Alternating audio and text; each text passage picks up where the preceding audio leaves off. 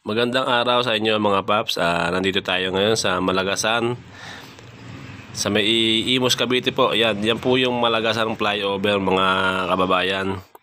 Sa ngayon po ongoing pa po yung tulay na yan, ginagawa pa po yan. Pero matatapos na po ito mga kababayan. Mabilis po itong nagawa. At saka napagplanuhan po talaga yung pagbuo nitong tulay na to at saka yung mga gilid. Hindi kagaya po nung sa Molino. Yung flyover doon talagang parang hindi na pagplanuhan. Napakatagal pang ginawa. Napakahaba pa ng tulay. Halos kulang-kulang 4 na taon yata yun bago natapos yung tulay na yun. Tapos sablay pa. Kasi naging double din. Naging single din pagdating sa sapat ng Molino Bacoor. SM Molino. Ito talagang napagplanuhan tong flyover dito sa Malagasan. Dapat kasi ganito dapat ang design ng sa may SM Molino eh. Dire-diretso yung daang hari, dapat doon nilagay yung kanilang flyover. Hindi doon sa Molino inilagay.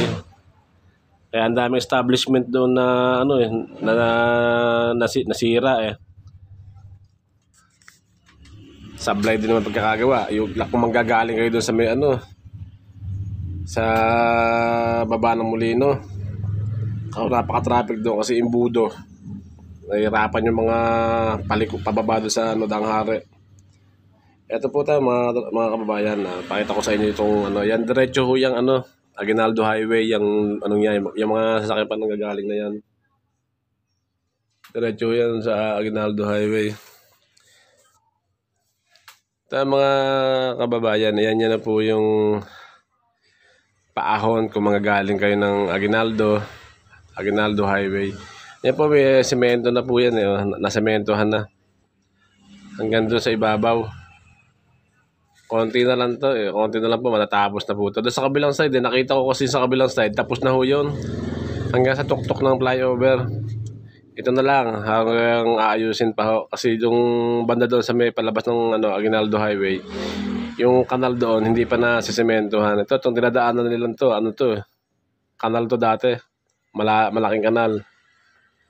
Katinawag na open canal to pero ngayon ginawa ng kalsada. Yung ilalim nito, yun ay pinakakanal. So mga kababayan, punta tayo sa kabilang side para makita nyo yung kung hanggang saan nga ba natapos dito sa Malagasan flyover.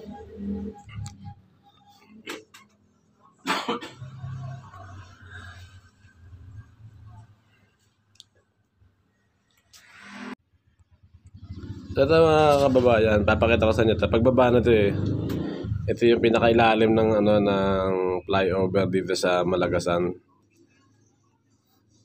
Yan, terminal ng tricycle yan Ito pagbaba nyo. Pag kumaliwa po kayo dyan, pag kumaliwa po kayo, papunta po yung bayan ng Dasmariñas sa mismong bayan. Madadaanan nyo po yan. Pag kumana naman po kayo, papunta po yan sa Alapan, Malagasan. Ito, diretso po tayo para makita nyo na yung kabilang side. Kung hanggang saan na po ba natapos dito sa sa Malagasan flyover. Diretso lang po itong pag diretso nyo yan, papalabas na yan ng Arnaldo Highway sa General Trias. Ito nga po mga kababayan, itong flyover na to, tapos na to May semento na to dito, buo na. Konti na lang doon sa kabilang side. Matapos na madadaanan na rin to. Baka sa January. Baka sa January bukas na ho itong to. Ito pakita ko sa inyo yung flyover. Yung papuntang po yan, papuntang General Trias. So ayan mga kababayan, ito yung kung magaling kayo ng General Trias, palabas ng Aguinaldo Highway naman po yan, yung paahon na yan. Tapos na ho yan, hanggang doon sa ibabaw ng flyover. So mga kababayan, hanggang dito na lang po muna itong aking update dito sa Malagasan flyover. Papalo na lang po, like, comment, and share po. Pa-share na lang po para marami rin po mapanood ng mga kababayan natin. Maraming salamat po sa inyo lahat. God bless po.